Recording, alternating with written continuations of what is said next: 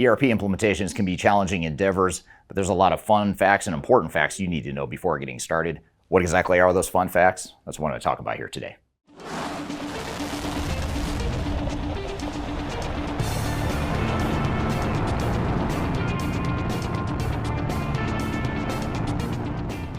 My name is Eric Kimberling. I'm the CEO of Third Stage Consulting. We're an independent consulting firm that helps clients throughout the world with their digital transformation journeys, including their ERP implementations.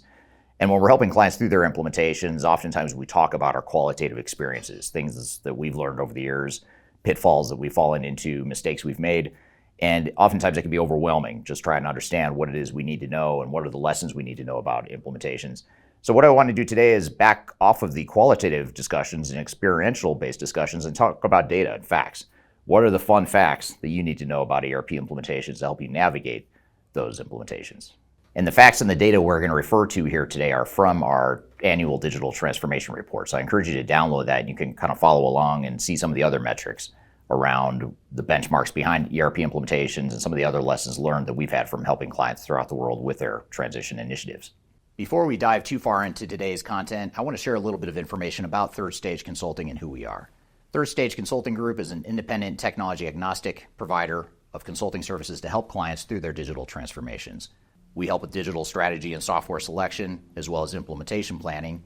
And during implementation, we provide services related to program management, organizational change, business process improvement, as well as enterprise architecture.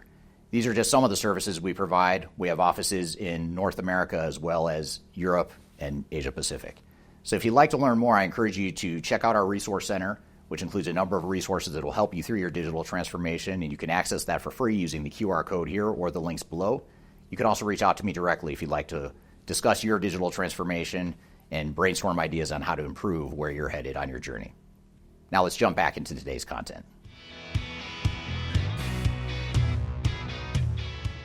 So let's start with a not so fun fact. And that not so fun fact is that 80% or more of digital transformations fail.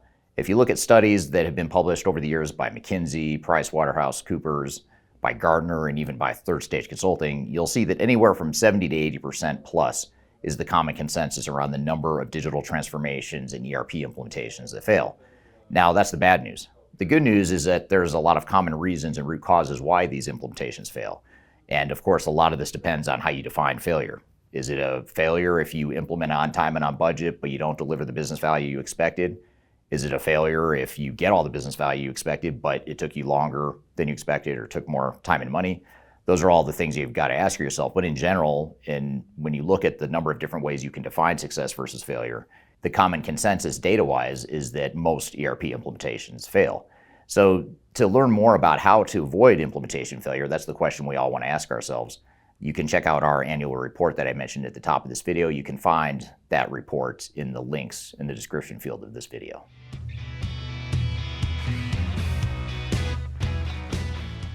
Another common metric that we've identified in our research is that 52% of organizations that go through ERP implementations experience some sort of operational disruption at the time of go live. And when I say the word operational disruption, I mean material operational disruption. I'm not talking about the normal bumps in the road or the normal learning curve issues and transition issues that organizations have during their implementations. Instead, I'm talking about those major disruptions, things like not being able to close the books, not being able to ship product, not being able to run payroll, things that are essentially showstoppers for organizations. And this 52% metric that I refer to is extremely steady. We've been tracking this metric now for over 10 years. And over those 10 years that we've been tracking it, it's hovered right around 50%. Every year we've published it. It's been anywhere from 48 to, I believe, 53%.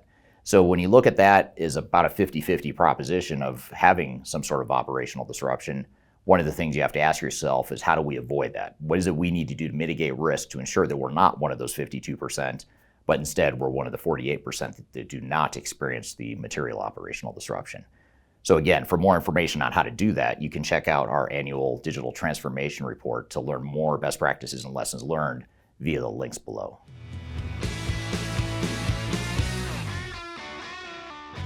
Another interesting metric is related to how much technology influences success, failure, or business value during an ERP implementation. And this is a really interesting metric that I just recently came across via one of my contacts in the industry named Professor Hans Mulder, who's a professor at the University of Antwerp.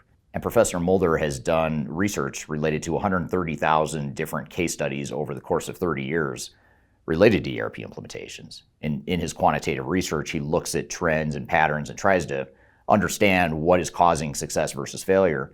And one of the things he identified in this research is that 3% of business value or success versus failure has something to do with technology. Another way to put this is 97% of whether you succeed or fail and the amount of business value you get out of your ERP implementation is related to something other than the technical aspects of your implementation. However, most organizations flip this when it comes to investments and time and focus. In other words, they spend an inordinate amount of time investing and focusing on technology, which is the 3% business value metric, and instead they should be focusing on the non-technology aspects, which represents the other 97%. So that's the challenge that organizations need to work through, is understanding that even though we can see and touch and feel technology, and it's awfully tempting to want to dig in and get our hands dirty and roll up our sleeves and really mess around with the technology, that has very little to do with whether or not you're successful or you experience a failure with your ERP implementation. So rather than focusing so much time on technology, we should be spending a lot more time on the people and process and strategy aspects of your ERP implementation.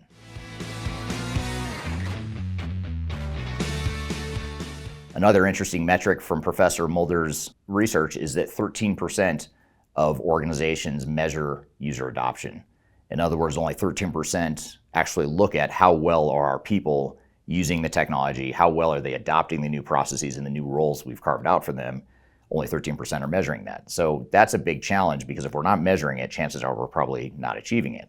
And not only that, but if you think about it, we know with absolute certainty how much time and money we're spending on a project, but yet we're not measuring what the actual outcome is, which is crazy if you think about it. Why do organizations do that when in other parts of their business they might spend a lot more time fine-tuning and making sure they're getting the business value out of other investments? But when it comes to technology investments like ERP implementations, very few organizations, only 13%, are actually focused on measuring user adoption. So that's something we have to think about, is rather than focusing myopically on just what did we do during the implementation, how much time and money did we spend, did we finish on time or not, did we finish on budget or not, we should also be looking at post-implementation too. What is the user adoption? And even looking at it from a bigger picture perspective, what is the overall business value that we're actually achieving, and what can we do to get more and optimize that business value that we expect to see?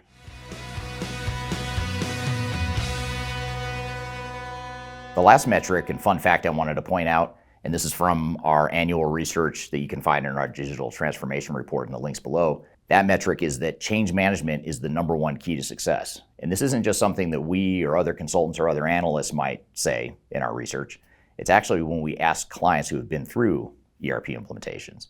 When we ask them the question, what was the number one challenge you experienced and what is the number one key to success, the most common response is organizational change management. And I think a lot of us know that change management is important, but what's really interesting is to look at the response behind what did you find as the biggest challenge. And when I say you, I mean company that's implementing technology, not a consultant, not an outside party, but you, the organization that is going through the transformation. What did you see as the biggest challenge after the fact? It's interesting to hear that most CIOs and C-level people and project managers will say that it was change management.